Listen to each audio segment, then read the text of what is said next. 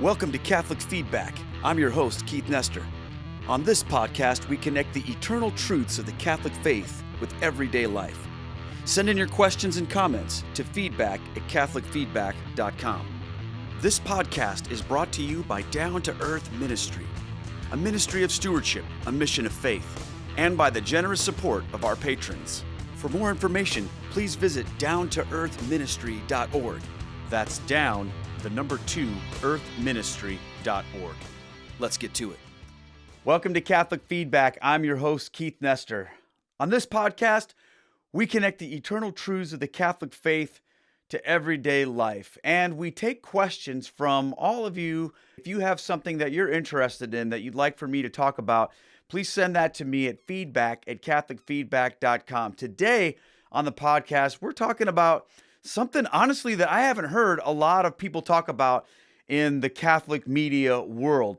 Maybe it's because it's something that we don't want to go into for various reasons, or maybe it's because people just don't think about it, especially as Catholics. Today, we're talking about how Catholics should church shop. What does it mean that people church shop anyway?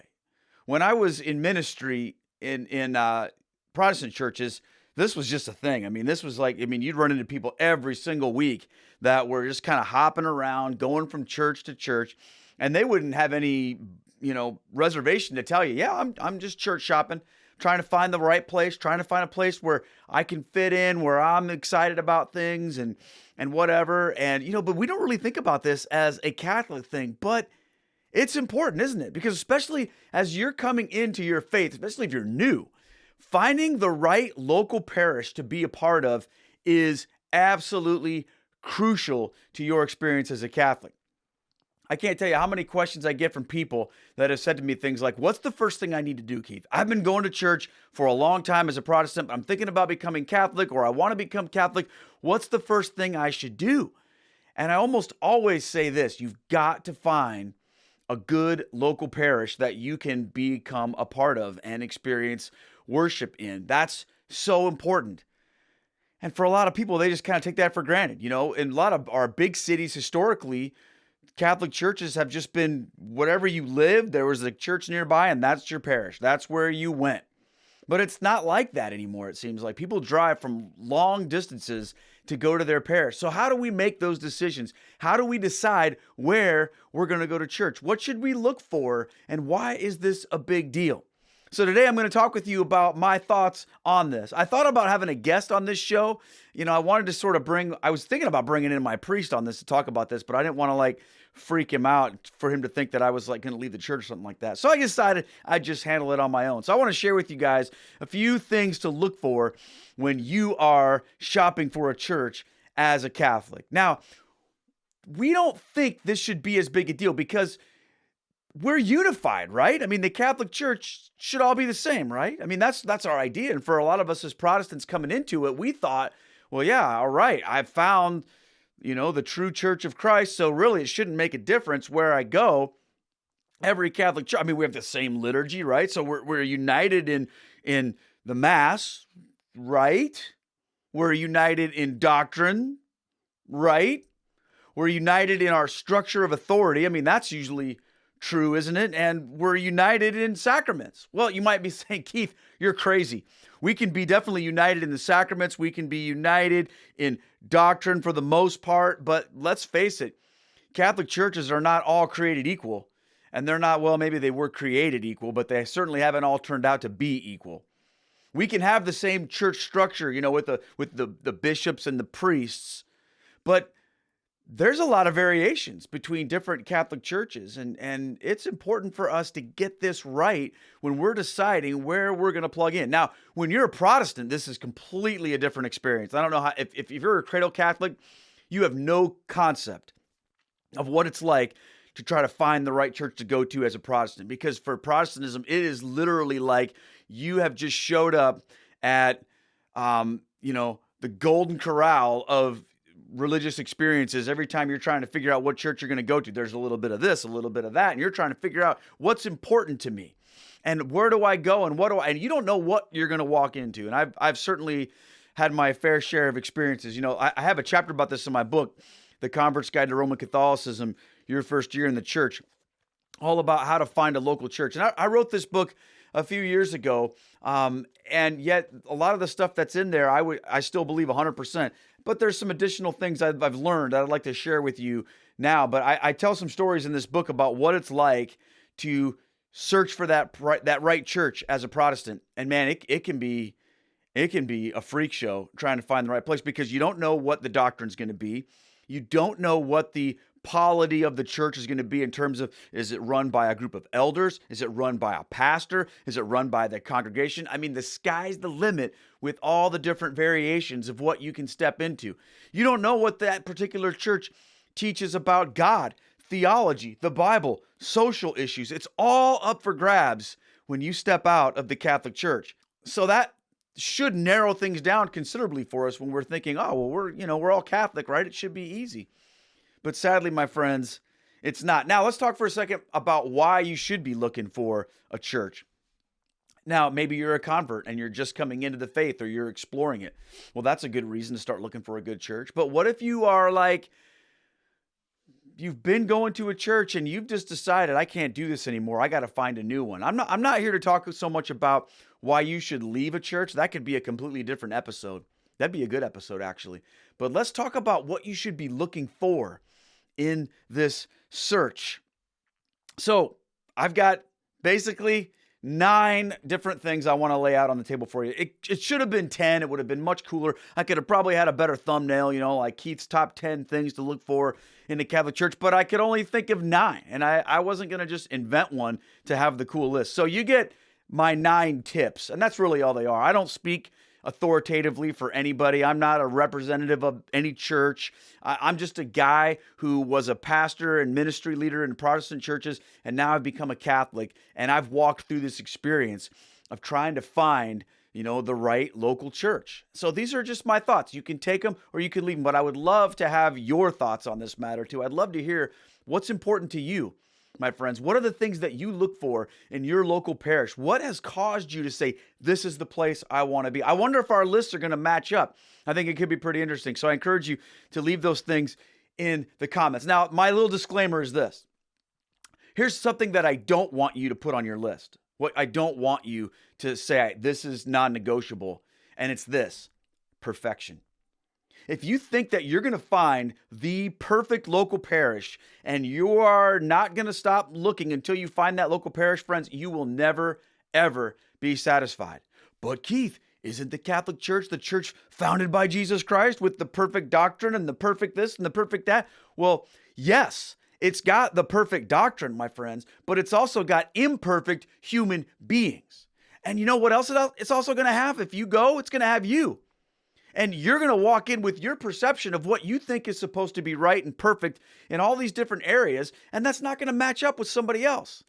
And if you hang around long enough on this planet, your view of some of these things is probably going to change too. Now, I'm not talking about doctrine and the traditions of the church. I'm talking about the intangible things that oftentimes we look for when it comes to deciding what a local church, a local parish needs to have for us to get involved in. So I just want to tell you that right off the bat, if you think that you're going to find perfection, you've got to let that expectation go, my friends. You won't. Because, you could even look at the disciples and that band of apostles that Jesus put together. That wasn't perfect either, was it? We had a traitor in their midst. We had people who were always arguing with each other about who should be in charge and who the greatest would be. We had people who disagreed on what should be done and how money should be handled and how access to Jesus should have been handled. It's kind of like a local church today, isn't it? Sometimes things really haven't changed a whole lot. But yet, the promise that Christ gives to us is that he will build his church and the gates of hell will not prevail against it. But don't confuse his church with your local parish and think that that means that you're never going to have any problems. Your local parish is a part of his church, but that promise of doctrinal purity and guiding into all truth and the gates of hell not prevailing against it sadly does not apply to everything that happens at the local parish level, my friends. So take perfection off the list, okay? So let's dig into what we know that we should be able to look for. And maybe your local parish is going to hit 5 of these or 6 of these. Is there a threshold of what you have to have? No, my friends. Again, these are just attributes of the types of things we should be looking for in our local churches. But we have to do what we can do. And maybe at some point in time, we'll find a local church that's growing in these areas, and we can be a part of that change. That's awesome too. But let's just dig into this list. Okay, number 1, I'm going to say is this. Look for a place that you can call home. Try not to bounce around. Don't be one of those people that's just like, well, I don't really want to belong to one particular parish. I like this one over here because they have this going on, and my friends also go over here. So I'm just going to be a serial bouncer between Catholic churches, and I'm not really gonna plug in anywhere specifically. I'm just gonna kind of hop around. My advice to you is not to do that, not to have that approach. You see, I think that you miss out on so much of what it means to have a home parish, like a place where you can belong, a place where you can plug in and really truly put some roots down. That's important, my friends, because relationships and mission require stability in these areas. Oftentimes, people who bounce around never really feel like they land anywhere, and they never really feel connected to other people in a meaningful way. And lots of times, they're not really involved in the mission of the church and in the solutions of the church. It's just sort of like, I'll go here because I like this part of that parish, but I'll go over here because I like that part of that parish. And oftentimes, when we bounce around, what that does, subconsciously, it allows us to say no to getting really involved in the ministry of that church. Because we can always have that backup excuse that, well, I don't really belong there, so I just sort of bounce around. I'm kind of just here and there. My friends, don't do that. Look for a place where you can call home. Look for a place where you could say, all right, I'm planting a flag here. This is where me, and if you have a family, my family, this is where we're going to be. This is our home. We're going to be invested in what's happening here. We're going to give to support the ministries of this parish. We're going to offer our time, treasures, and talents to what God is doing in our local parish. That's what it means to be home. The other reason why that's important is because if that's not considered your home, then you're not going to have ownership in it. And when problems arise, you're not going to be the one that steps up and says, hey, I want to be a part of the solution. You're going to be just like, nope, I'm not going to bounce to that place very often. And when new people are showing up, you're not going to be able to receive them and welcome them in as someone who welcomes them into their home, but rather as someone who's just kind of like a fellow visitor. Okay? So I understand there may be a period of some bouncing around a little bit to find that right place, but at some point in time, you gotta put some roots down and say, this is my parish. Even though it's not perfect, I'm going to jump in here and I'm going to invest myself in what's happening here. So look for a place to call home. And that's more about you than the parish, okay? That's your mindset as you move into these other things that I'm going to share with you, all right? So let's look at the next one, number 8 on the list, okay? And these aren't in any particular order, okay? You got to find a parish that has a priest who preaches the gospel and celebrates the Mass with reverence. Now, I know that this one shouldn't even be on the list. This should just be a gimme. This should be taken for granted. But sadly, my friends, and a lot of my priest friends will tell you, it's not the case. It's not the case. Sometimes, in many situations, it can seem like that is the exception to the rule. Because let's face it, and I don't know why, but there are many priests, my friends, who the last thing they want to talk about is the gospel in their homilies. And I'm not here to bash priests. I'm not going to mention any by name. I'm not going to cast aspersions on any particular person. But I'm just going to say this: as I have traveled in different places, I've met some incredible priests. But I've also found myself in situations where I've thought, does this priest even understand the gospel?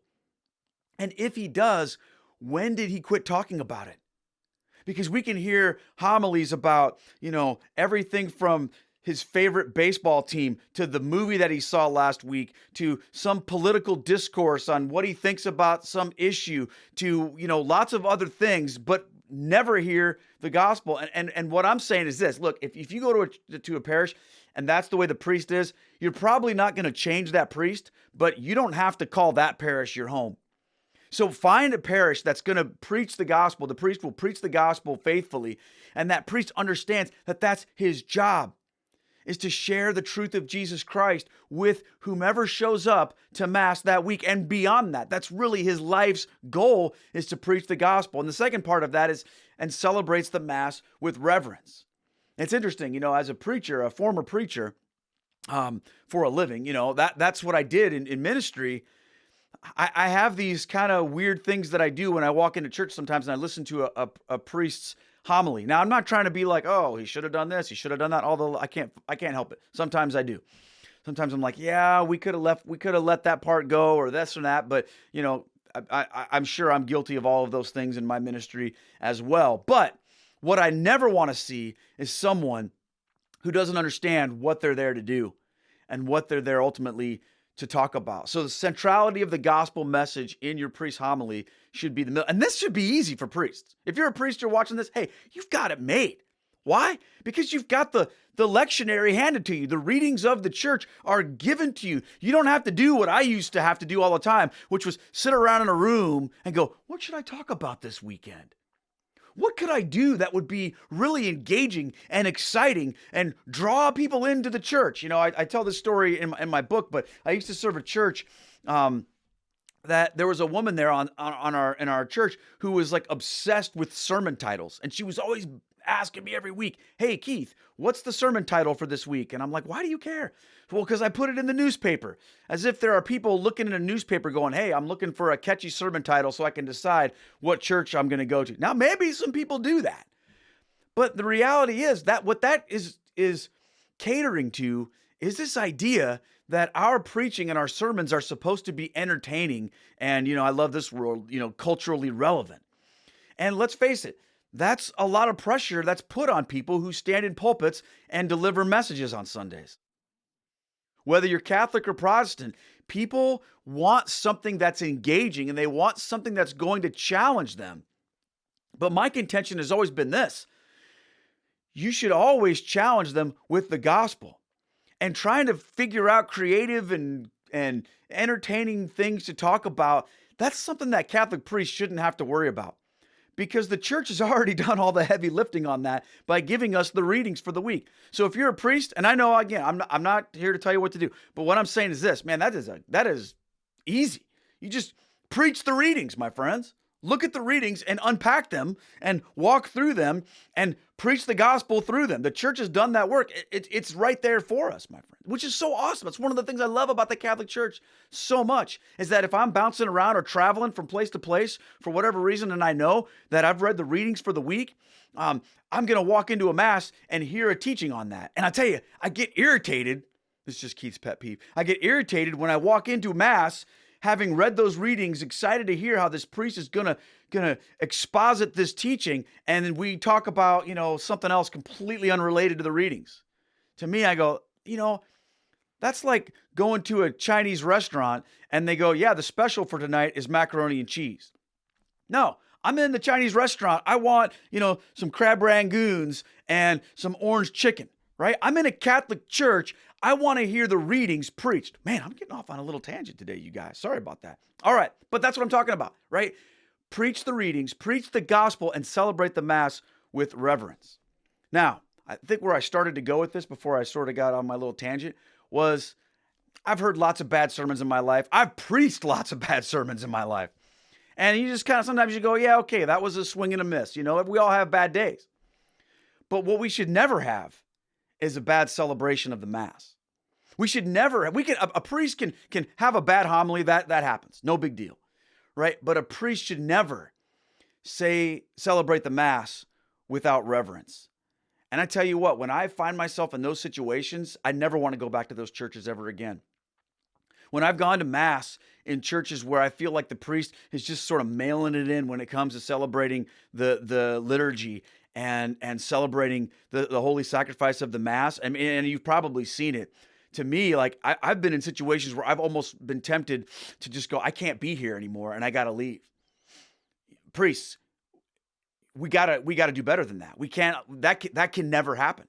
That can never happen. And if you're shopping, my friends, for a parish to call your home, if your priest doesn't adore Jesus Christ in the consecration and doesn't treat the liturgy with respect and reverence, then boom, keep on walking down the road, my friends. So that's huge. That's huge right there. I'd say that's probably the most important thing of everything I'm going to say on this list. That's not a very good way to keep you watching this video, but that's huge. A priest who preaches the gospel faithfully and celebrates the Mass with reverence is huge. Okay, number 7. I'm kind of going backwards in my list here. So 9, 8, 7 would be this: a parish that celebrates the Mass in a way that helps you and not hurts you. Now, this shouldn't be on the list either, but we're human beings, and it's true.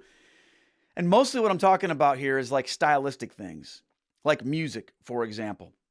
Now, I'm not one of those guys. First of all, I love Gregorian chant. I'm a Latin Mass guy. I love Gregorian chant. I love that. But guess what? I also love contemporary music. I was a worship leader in churches for years. Like, I love awesome contemporary worship music. But I can honestly tell you this: there's been very few experiences for me personally where I have celebrated Mass or been in a celebration of Mass that has used contemporary worship in a way that has like really blown me away. It has happened. Okay, it has happened.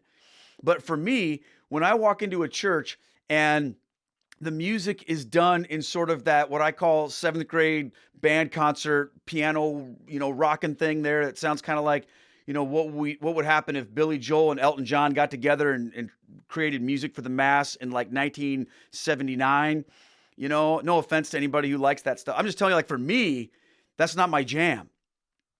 So for me, I have kind of my tastes in that regard. And it's not because of my musical preference, okay? I love Gregorian chant for worship preferences, but when I'm driving down the road or when I'm lifting weights or when I'm like, relaxing, whatever, I don't listen to Gregorian chant.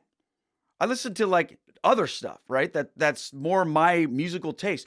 But when I'm worshiping, there's something about that ancient traditional music that draws me into the reverence of Christ. Now, you might be different. You might say, Keith, I think that music is dull and boring, and I like, the piano music and the guitar Mass and all that stuff like that. Hey, I'm not here to judge you. I'm not saying that one is necessarily better than the other. Now, I know some of you people are probably right now losing their minds going, yes, it's true.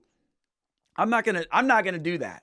I'm not going to tell you that music played on a guitar is necessarily less holy than music played on an organ. I think that's our cultural biases and our sort of attachment to certain traditions that didn't necessarily come from Jesus, but that we've attached to things. Because here's the deal, my friends. If you were, around 1500 years ago, okay, when did organ playing start becoming a thing? It probably wasn't that way. I don't know. I'm not an expert on when organs were invented, but I guarantee you that like in the first 300 years of the church, there weren't big organs being played in Mass.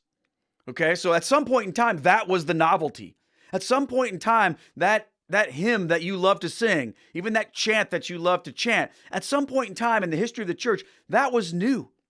And there was probably some guy going, what? We can't do that. That's new. Now, again, don't hear what I'm not saying. I'm not saying that you're not valid in your thoughts about things or what is important to you shouldn't be. I'm just saying, like, be careful not to confuse your personal preferences with things that should be, hard and fast rules for everybody in the world. But when it comes to the kind of Mass and the kind of church that you want to call your own home, I don't think you should pick one where you're always going to be internally like wincing every time the Mass is celebrated because you hate the music. So what I'm saying is this, and this goes on both, whether you're a traditional worship music guy or a contemporary worship music guy or girl. Don't pick a church where the thing that you can't stand is the thing that's the normative there. So if you love traditional worship music, don't go to the church that has the guitar Mass because you're going to be bothered every single week. And if you're the person that loves the contemporary music and that helps you grow in your relationship with Jesus and in your celebration, reverent celebration of the Mass, then you're probably not going to pick the traditional church, okay, with the traditional music, okay? I got to be careful. Because that's going to drive you nuts. So don't land in a place where you're the one person going, oh, I can't stand the way we do things here. We need to change it. If you're in a church and the vast majority of people there, that's the way they celebrate the Mass and that's the way they worship, and you're the in the small minority of people who hates that, like, don't be that guy or that girl who's always fussing at everybody and is always looking down your nose at everybody going, why are you doing it this way? Just find a place that does it the way you like it and be happy, okay? Remember, we're not talking about church doctrine. We're not talking about Catholic teaching. We're talking about the variations in the way that the church allows us to celebrate the Eucharist. And whether you like it or not, the church does give allowance for variations in the way people celebrate the Mass. Now, I know a lot of people are like, I don't like that. Well, take it up with somebody else. But you have to decide where you're going to go to church. And I'm just saying this, make your life and their life easier by not picking a church where you're going to be the stick in the mud that just can't stand everything that's going on there, okay? So find a place to worship where the way that they celebrate helps, not hurts you, okay? Recognizing this is a subjective thing. All right, number six, right? 9876. Ooh, I like this one. This is an interesting one that I bet a lot of people don't think about a whole lot when they're looking at Catholic parishes. But find a parish that views its mission as being faithful to the teachings of the church while at the same time welcoming outsiders. Okay? So you want to, like, a lot of times it feels like we have one or the other. We're either like super faithful to the teaching of the church and that's our core value and that's all we think about and we don't really care about anybody else. Or we're like, we've decided we're not going to, worry about all this old fuddy-duddy traditional stuff. We just want to be open and affirming to everybody who comes in. We want to be like, low pressure. We want to be, low commitment. We want to make it easy and everything for people to come and just, hey, don't worry about anything. Just come. And I think that there's a mistake we make if we sway too far in either one of those directions, okay? Because if we live too far on the ideas that say the only people that matter to us are people that are like us, then we've completely missed the point of the entire New Testament and the Old Testament, I would say. We've missed the point of the faith, right? Because what do we celebrate in the Pentecost, in the resurrection? Resurrection and Pentecost, it's the movement of Christ to the outsiders. Imagine what it was like for the early Christians who are like, what do we do with these outsiders, these Gentiles? What are we supposed to do? And read the book of Acts. It's all about how God is saying, look, this message is for everybody. So you got to be welcoming. And you can even read that in some of the epistles in the New Testament. Read what James says. He says, look, you shouldn't have preferential treatment for somebody who comes in here who has money and the guy who's poor, you sit him in the back. Okay? So in the same way, we should be at least mindful that there are people that need Jesus that might come into our parish and we have to be welcoming to them. Now, why am I saying this? Because let's face it, sometimes we're not. Because in our minds, we're going, no, I'm being faithful to the church. Whereas other people say, forget all that. I just want to be welcoming because they've swung too far the other direction. They would rather compromise the church teaching so that they can be welcoming. So what they might do is they might try to bend the rules a little bit on church teaching, like things like contraception or marriage or, any number of things that are controversial issues that a lot of people are alienated by. And they might say, you don't need to worry about that. Just come here. We'll figure that out later. No. That's not what I'm saying either. We have to do both. And our parishes have to do both. We have to be like, and why? Because that's how Jesus was. Jesus never strayed away from his faithfulness to the truth, but he also was very loving and very welcoming to people who were searching. He said, it is not the well who need a physician, but the sick. I come to seek and save the lost. And our parish is to be an extension of his ministry. So if we have this mindset that we're the only people that matter, then we've missed the point. And here, practically, what are you talking about, Keith? Well, here's what I mean. If you walk into a Catholic church and the second you walk in, you're treated like an intruder rather than welcomed in, then you know what I'm talking about. And let's face it, it does happen. You can walk into some Catholic churches, and I get the whole idea of being reverent when you walk into the Catholic church. I understand it's not a coffee shop. I understand it's not a lounge. I get all that, believe me. But sometimes people walk in and they're excited to be there, and they're joyful in their celebration of Jesus. Because remember, every Sunday is a mini Easter. We gather to celebrate. Now, let me ask you a question. Is it celebratory to walk in and be shushed as soon as you walk in and say hi to somebody, or to have a dirty look given to you, or if your kid, says hi to their friends and it's, you know what I'm talking about? Okay? We got to stop with the grouchy Catholic thing in church. And I understand that you want to be in prayer, and I don't think that you have to choose between being in prayer before Mass starts, and I don't think that has to turn you into a total, jerk face about it, which, let's face it, that can happen. So what we need to do is begin to think to ourselves and ask these questions in these parishes. How do we become more welcoming without compromising what makes us Catholic? Okay? So look for a parish where people are, excited that you're there, happy that you've come. When visitors come, people are welcoming them, and the priest seems to have at least some level of excitement that someone came to the parish who's a visitor. And, this can go to levels of bureaucracy too, and levels of administration.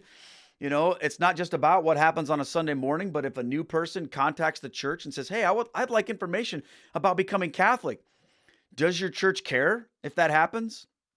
Do they respond? Do they have excitement over that? Or is it just kind of like, well, why would they think that? They can come. They know where we are. Find a parish who wants to get it right in that. I'm not saying, again, you're not going to find perfection, but at least the idea that that's a good thing to be aspiring toward. Okay? That's huge. Find a church that's at least aspiring toward that. Okay? And that's a good thing. Because if that's going to be your home parish, at some point in time, you should be inviting people to it. You should be, I should be, we all should be people who are bringing others to the faith. And at some point in time, that's going to look like an invitation to Mass at your parish. And if you're like, oh man, I'd never bring my friends to my parish because if they walked in, they're going to feel like they're intruders. That's a problem. That's a problem. Okay. You want a place where it can be inviting, but also faithful, 100% faithful to the teaching of the church. Never compromise truth for any reason. Okay. Where are we at here? 9, 8, 7, 6, 5. Okay. I like this one. Number 5 is this: a parish where you can get involved with other people. And you can actually see yourself socially wanting to get to know people. That's important, because if this is going to be your home, you should generally enjoy some of the people there and be able to see yourself spending time with them and doing life together. That's kind of a Protestant thing that we used to say, oh, we don't want to just go to church. We want to do life together. But I like that. That's something that we need to be thinking of, because we're not supposed to be Lone Ranger Christians. We're not supposed to be Lone Ranger Catholics. And part of the joy of being part of the Church of Jesus Christ that he founded, right? The one church that Jesus founded, is we recognize his view of community. And what does Jesus do in community? He loves, he celebrates, he serves, he spends time. He didn't just call the disciples together, once a week and say, all right, here's my teaching, here's your assignments, now go do your thing. I'll meet you back here next Sunday. It's not what he did. These people lived together. They walked together. Look at the early church. What do we see in the book of Acts? They're all gathered together. They're all taking care of one another. There was no one who had need among them. Think of that. And I'm not saying that you have to be best friends with everybody in your parish. And there will be people that you just don't like. That's okay. There'll be people that don't like you, believe it or not. I know it's hard to think like that, isn't it? But it's true. There'll be some people that they'll be like, I don't like that person. It's okay. You can still worship with them. But make sure that this is a parish that you can see yourself plugging into to a certain degree socially. Now, it doesn't mean that it has to be all people that are just like you. You might walk into a parish and go, hey, I'm in my 20s and everybody else in here, there's a lot of people that are older in here. I guess that can't be my church.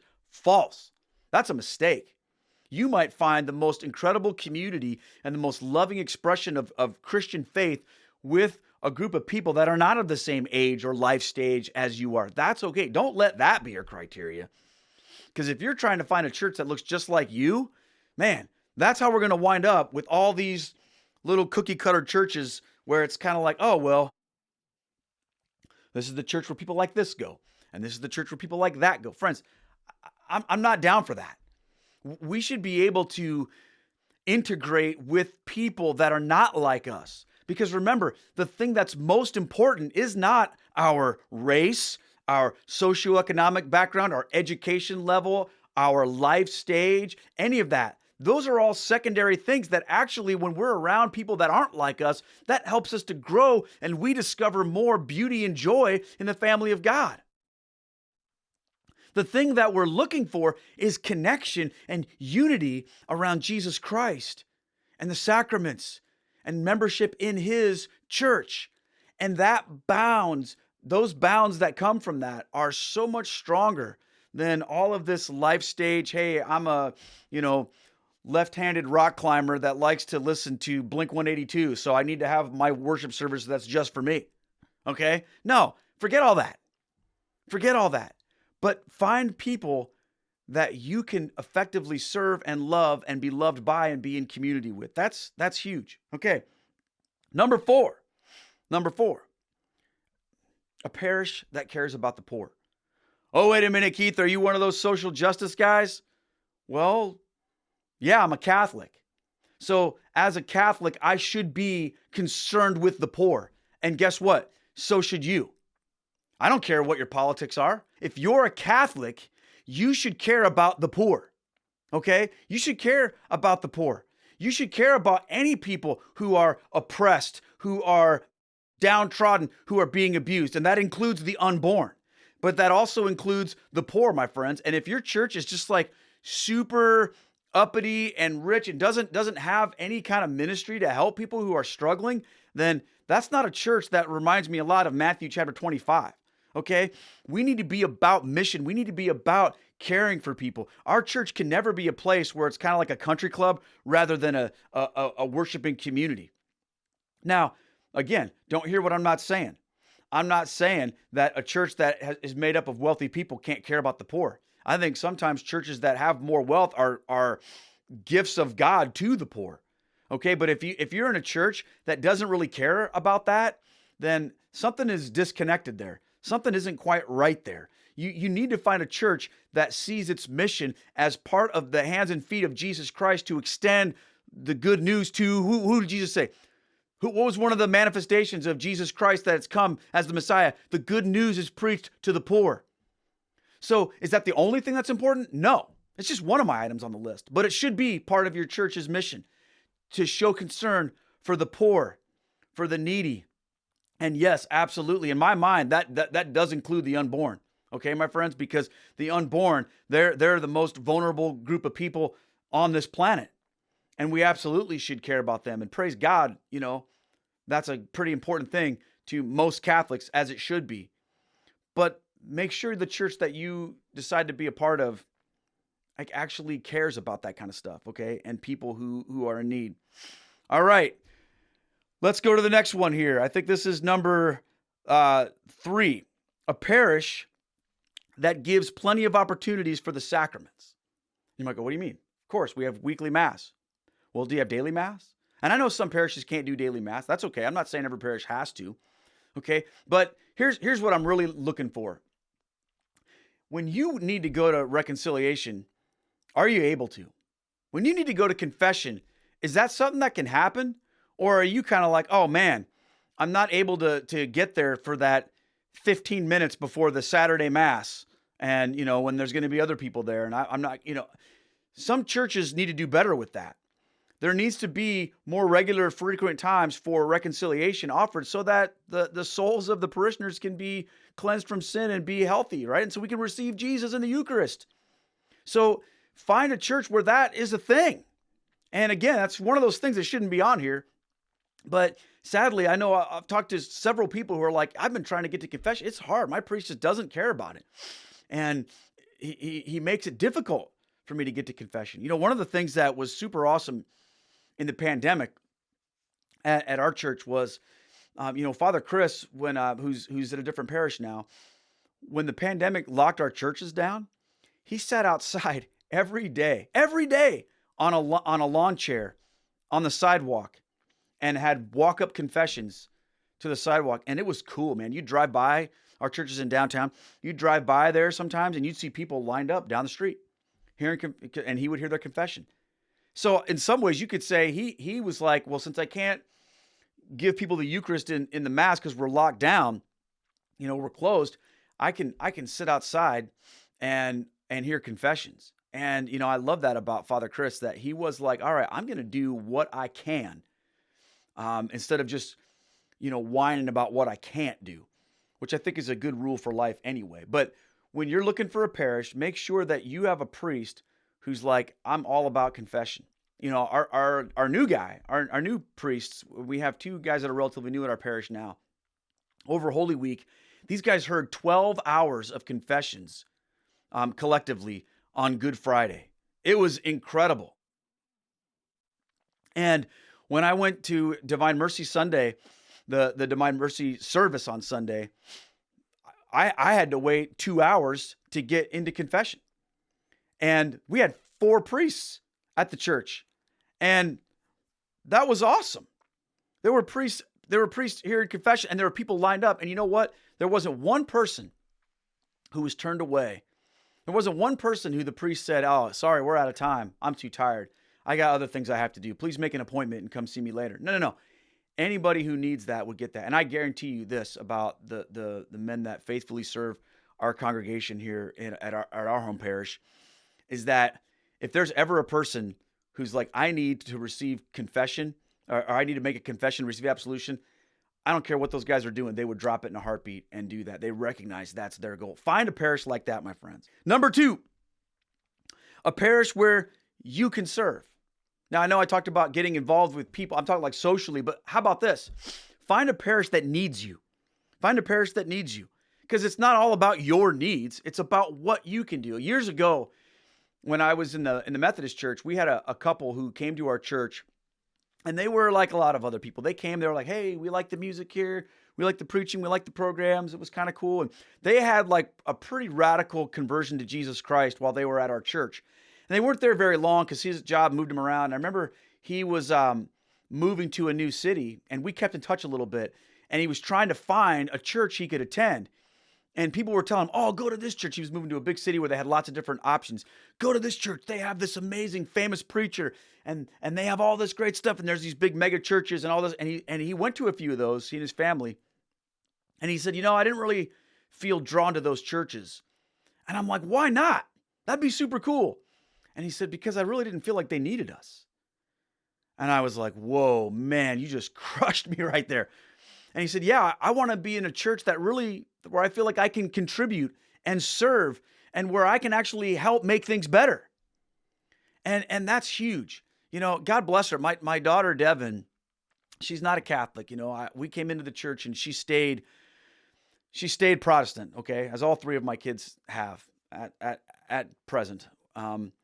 And she in particular, she's an incredible musician. She can sing, like she's world-class worship leader, singer, guitar player. And, she's bounced around from different things, different churches, different campus ministries. And when she was in college, she was, getting involved in a couple of bigger ministries there where there was like, gajillions of people that were in the band and singing and everything like that. And, I thought for her, this would be a huge opportunity. It's like, oh, I'm going to be in the band and lead worship at this big church and at this big campus ministry and all this stuff. And she did what she could there, but it really wasn't feeding her heart.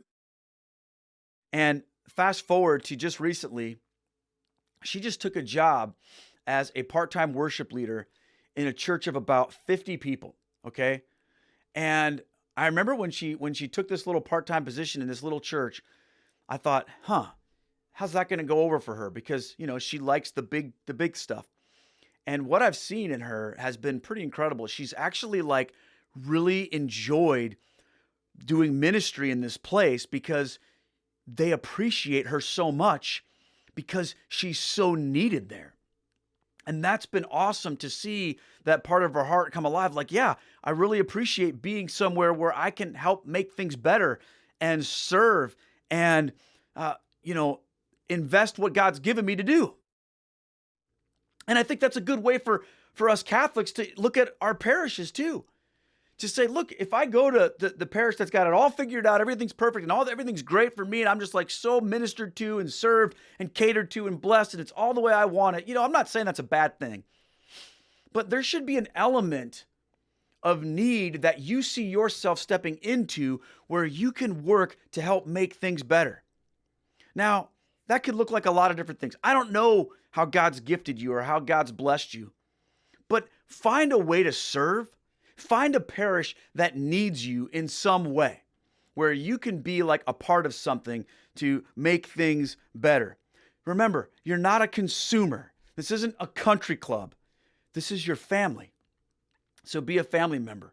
And in families that I see that are really healthy and that have an awesome dynamic, there's always this element of everybody has a role to play in taking care of the family. I love that about seeing these big families like in our churches and stuff. When you see like the 5-year-old holding hands with the 2-year-old, taking them to the bathroom or whatever it might be, maybe not the 5-year-old, maybe the 8-year-old. But when you see kids taking care of little brother, little sister, everybody has a role to play. Everybody has a way to serve. That's how we should think about our experience in our local parish, because this is our family and we all have a role to play. Okay, so that's number 2. All right. And then number 1 is this. Number 1. And again, these aren't in any particular order, but you have to say, what are your own deal breakers? Okay. You have to say, what are your own deal breakers? So number 1 is this: any other deal breakers for you? And I can't tell you what they are. I can tell you what some of mine are, and you've kind of maybe picked up on some of those things here. But let me give you a couple of examples of things that I've heard from other people. And I'm not here to judge whether these are good or bad. I'm just saying, like, if you have a deal breaker, then keep that in mind. So, for example, one person I know, they're like, I can't go to a parish where the tabernacle is like off in a side room someplace down the hall. I need Jesus to be front and center in the middle of the sanctuary. Now, if that's a deal breaker for you, then don't go to a church where Jesus is in a far room down the hall somewhere else, okay? But if that's not a deal breaker for you, then okay. But maybe your deal breaker is something else. Maybe your deal breaker is, I have to go to a church where we say the St. Michael the Archangel prayer after Mass. I know for my wife, I wouldn't say it's a deal breaker, but she's like, yeah, we have to have that. She loves that. Maybe it's praying the rosary before worship starts. Maybe it's a certain architectural style that you either love or you don't love. Maybe it could be a lot of other things, okay? And again, I'm not saying those are good or bad. I'm just saying for you, what they are in your heart. For a lot of people, it's, hey, I have to have the Latin Mass. We have people at our Latin Mass that drive really, really far. They drive past a lot of other Catholic churches to come to Latin Mass at our parish. And I think that's awesome, because what they've said is this liturgy, this way I want to worship, communion on the tongue, whatever it might be for you. This is so important to me that, I'm not going anywhere else. Okay. I'm not trying to talk you out of that. I'm not saying, just get over that. Don't be such a fuddy-duddy. What I'm saying is, look, if you've got a conviction in your heart, something that's a deal breaker for you, and it's consistent with Catholicism, and it's consistent with the teaching of the church and general wisdom, then, insert here what that might be. Okay. And I think that's a pretty interesting thought exercise, because there might be some things that you're not even aware of, that when you kind of start to make your rounds around different churches going, well, I like this one for these reasons, but there's just something about this, you might realize that you've got some deal breakers going on that you need to pray about. And maybe there are things that you do need to change, but maybe there are things you need to take into consideration, friends. So I'd love to hear what they are, by the way. If you're comfortable with sharing those things, please drop them in the chat. And I think this is going to be a very interesting episode to see the reaction to in the comments, because I want to hear from you. Like, what are your suggestions? What are your things that you think need to be looked at when it comes to people trying to find the ideal Catholic parish for them to join and become a part of, friends? That's huge for me. And again, I think it's huge for you. If you're just exploring Catholicism and you're like, holy cow, Keith, this whole episode, like, you freaked me out. Look, here's what I want to tell you. With everything I've said, I wouldn't trade the worst Catholic church for the best Protestant church ever. Okay? And I'm not trying to be disrespectful to Protestants. The reason why isn't because like they don't have good preachers. They have amazing preachers. It isn't because they don't have good music. They have amazing music. Whatever.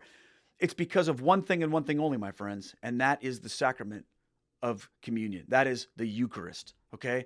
In Protestant communion, okay, there's not this understanding of the real presence of Jesus Christ. And in the Catholic faith, that is the source and summit of our faith, my friends.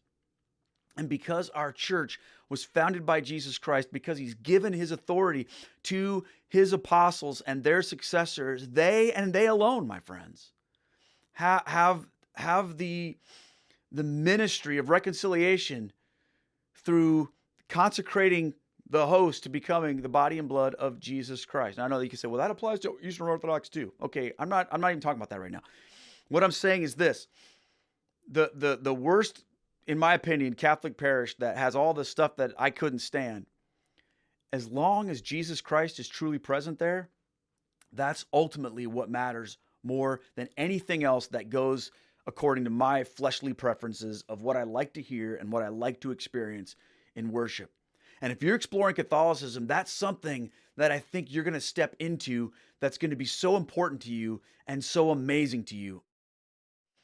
And it's a reason why, like, church shopping is way easier for Catholics than it is for Protestants. You can go anywhere in the world, and where there is a priest who's been given authority by his bishop and a tabernacle containing the Blessed Sacrament, Jesus Christ is there, and you're a part of that one holy Catholic apostolic church. And there's nothing better than that, my friends. So walk into it. Do the work that it takes to find that right local parish. Don't just settle. Work hard at it, but also work hard at you as well. Remembering that you've got a part to play in all this too. And perfection isn't the goal. Again, perfection isn't the goal. But we need to do the very best that we can to be faithful to who Jesus is, faithful to the church that he founded, and faithful in our worship and expression and in our love toward one another. Friends, I think this has been exciting and fun. It's been fun. I just can't wait to see what you guys have to say about it. Thank you so much for taking time to watch or listen to this episode of Catholic Feedback.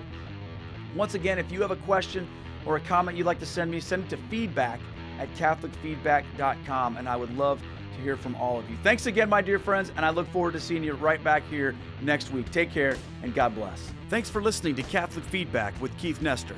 Send in your questions and comments to feedback@catholicfeedback.com.